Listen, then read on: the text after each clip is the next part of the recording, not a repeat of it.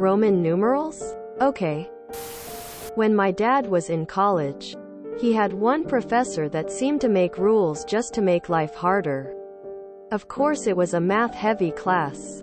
One day the professor asked Dad to stop by his office to discuss his work. Dad went and was very surprised. His professor complained about Dad's handwriting.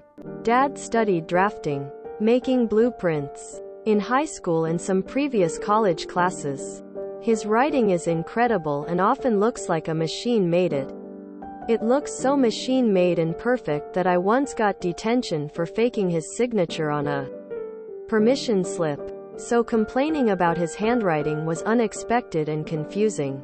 Dad asked what he should do to make his writing more to the professor's liking.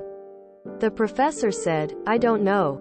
Use Roman numerals maybe." So Dad did all his homework using Roman numerals. Have you ever tried to write out an algebra problem using Roman numerals? It is not easy. Apparently it is harder to grade. The professor was so upset that the dean got involved. The dean first asked what was wrong with Dad's handwriting because it was easy to read and clear. Then the dean asked Dad why he used Roman numerals.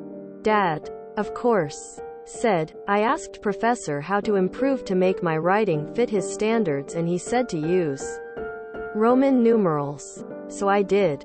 The professor grumpily admitted to saying that. And Dad was not kicked out of the class.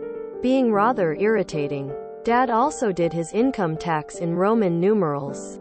Who says the IRS has no sense of humor? He got a check. This was the 1960s. With his refund and a note that said, "Very funny. Don't do this again." He still has it in a filing cabinet. Very funny. Don't do this again. That is the best possible response. Pics of yellow wrinkled note required. I want to know what the professor's response to the dean was. For why the handwriting was unacceptable the first time. Back in the 1980s I was scrutineering for an Australian election. The Senate ballot paper had 140 candidates and under our preferential voting system in place at the time you had to number 1 to 140 for the vote to be valid.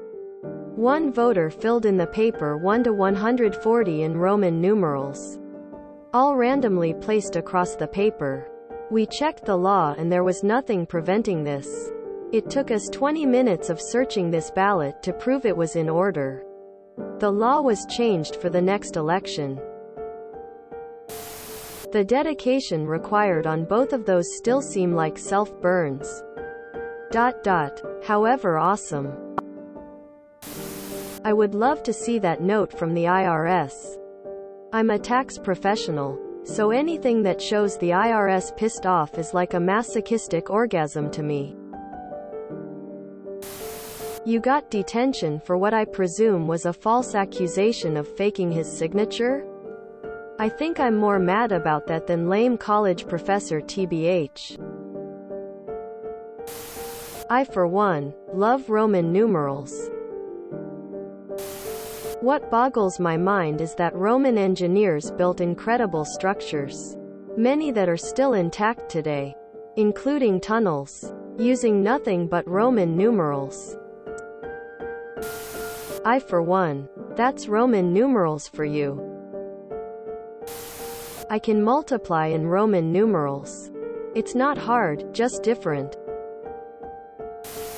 But he was rendering unto Caesar. When I worked in a bookstore in the late 80s, early 90s, there were some publishing houses that never put the price on their books. We had to look them up on microfiche. Look that up, and then write the price on a white sticker and put it on the book. When I was bored I would put the price in Roman numerals with the US cent symbol after it, so $19.99 would be MCMXCIX cent. Confused the heck out of customers. I have a note in my customs records that they advised me to not use a certain loophole again. The agent admitted that technically it was almost within the rules, but he could also see that I knew better and was gaming the system.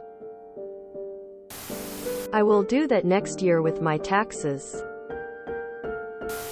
Zinging the IRS like that. Awesome.